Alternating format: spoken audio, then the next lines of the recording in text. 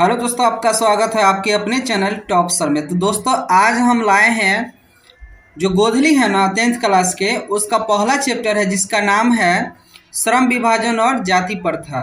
देखिए श्रम विभाजन शुरू ही कर देते हैं।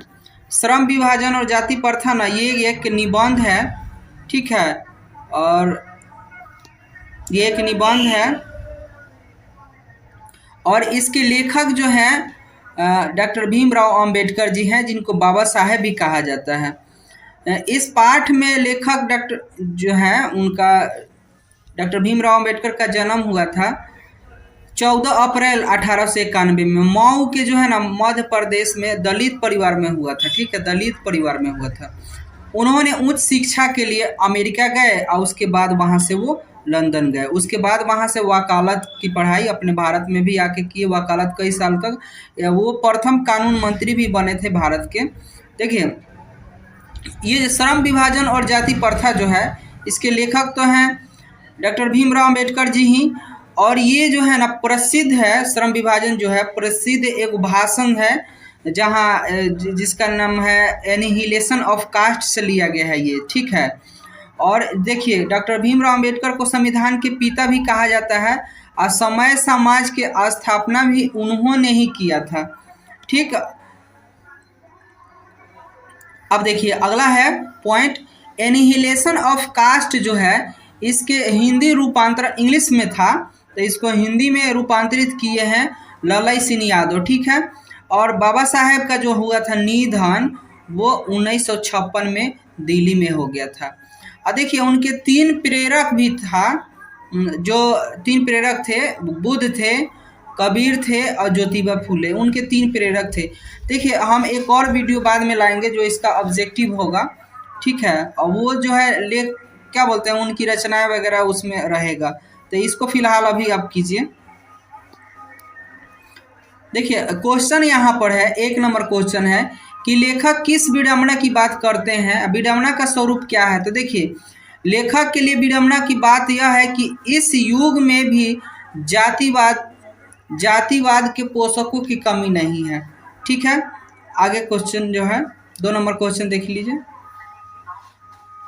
जातिवाद के पोषक जो है उसके पक्ष में तर्क देते हैं, क्या है ये। तो देखिए जातिवाद के पोषक इस आधुनिक समाज में कार्य कुशलता के लिए श्रम विभाजन को आवश्यक मानते हैं और कहते हैं कि जाति प्रथा भी श्रम विभाजन का ही दूसरा रूप है, इसलिए इसमें कोई बुराई नहीं है। अगला क्वेश्चन जो है 3 नंबर जो है, देखिए जातिवाद के पक्ष में किए गए तर्कों पर लेखक का प्रमुख आपत्तियां क्या है। तो देखिए जातिवाद के पक्ष में दिए गए तर्कों में लेखक की पहली आपत्ति यह है कि जाति प्रथा श्रम विभाजन के साथ साथ लोगों का भी विभाजन करती है। श्रम विभाजन निश्चय ही सभ्य समाज की आवश्यकता है, परंतु किसी समय समाज में कार्य के साथ साथ लोगों का विभाजन सही विभाजन नहीं है, ठीक है। अगला जो 4 नंबर क्वेश्चन है देखिए ध्यान से, जाति प्रथा भारतीय समाज में श्रम विभाजन का स्वाभाविक रूप क्यों नहीं कहा जाता है।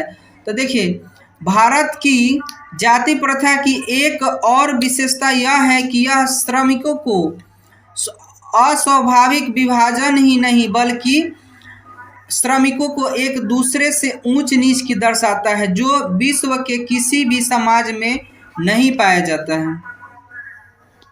अगला जो क्वेश्चन है देखिए 5 नंबर क्वेश्चन है कि जाति प्रथा भारत में बेरोजगारी का एक प्रमुख और प्रत्यक्ष कारण कैसे बनी हुई है।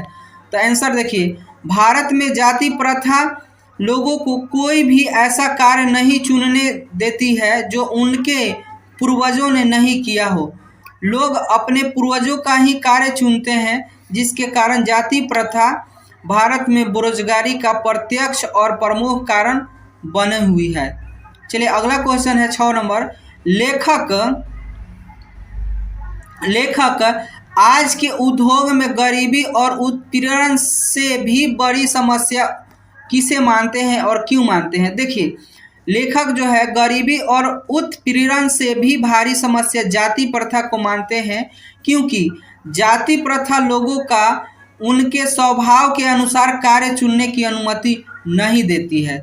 अगला क्वेश्चन है, लेखक ने पाठ में किन प्रमुख पहलुओं से जाति प्रथा को एक हानिकारक प्रथा के रूप दिखाया है? तो यहाँ पर देखिएगा आंसर है, इस पाठ में लेखक के अनुसार कई पहलू से जाति प्रथा को एक हानिकारक प्रथा बताया है, जिसमें आर्थिक और संरचना पहलू सबसे प्रमुख है। अगला क्वेश्चन जो है, सच्चे लोकतंत्र की स्थापना के लिए लेखक ने किन विशेषताओं का आवश्यक माना है? तो देखिए, लोकतंत्र की स्थापना के लिए लेखक ने लोगों के बीच दूध और पानी के मिश्रण जैसा भाईचारों को आवश्यक माना है। दोस्तों, अगर इस तरह का वीडियो आपको चाहिए तो कमेंट में जरूर बताइएगा। Thanks for watching.